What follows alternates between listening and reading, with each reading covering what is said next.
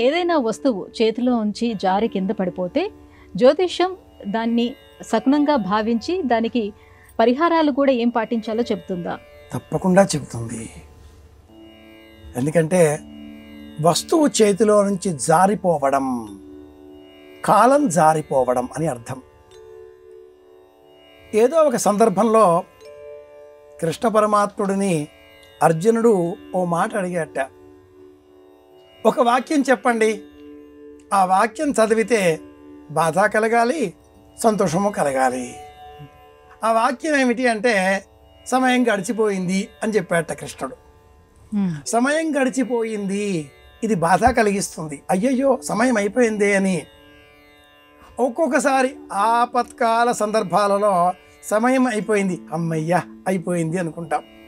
రెండింటికి కూడా ఒకే వాక్యం ఎలా వస్తుందో అలా జారిపోవడం. పూర్వకాలంలో సమయాన్ని సూచించేటటువంటి ఘంటికలు ప్రత్యేకంగా ఉండేవి, ఇసక గడియారాలు అన్న పేరిట.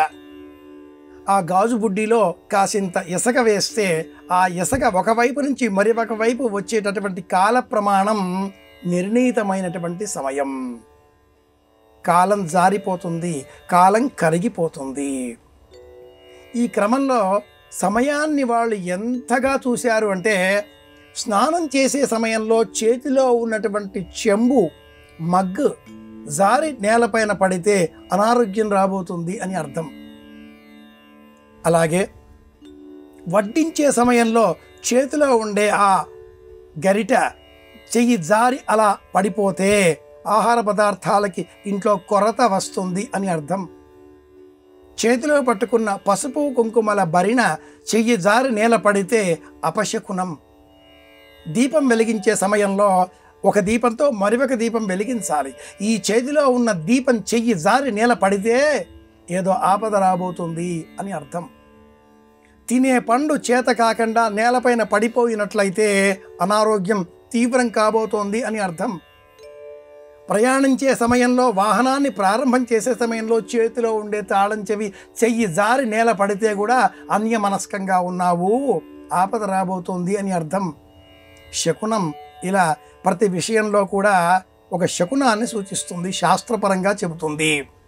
నకాంక్షే విజయం కృష్ణ అన్న ఆ శ్లోకం చెప్పకంటే పూర్వం అర్జునుడు తన చేతిలో ఉండేటటువంటి ఆ గాంధీవం స్రంసతే హస్తాహ, చేతిలో జారిపోతుంది.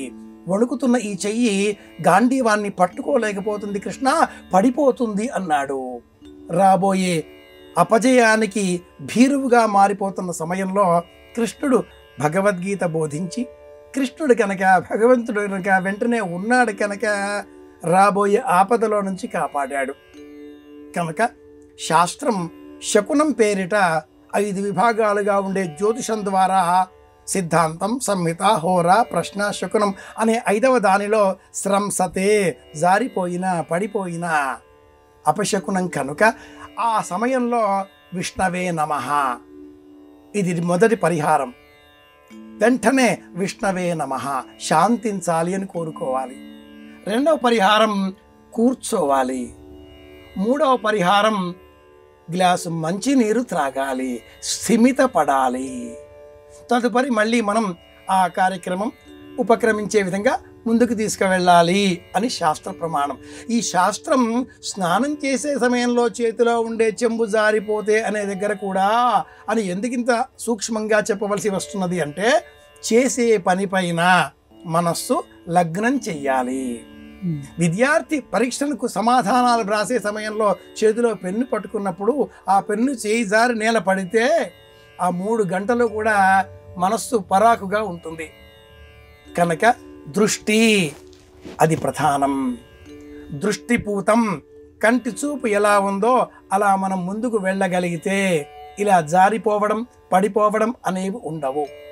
మంత్రపూతం, మాట్లాడే మాట కూడా ఒక సిద్ధాంతపరంగా ఉన్నట్లయితే మాట జారదు, పొరపాటుగా శకునం కలగదు. ఇంత అర్థం ఈ వెనకాల ఉంది.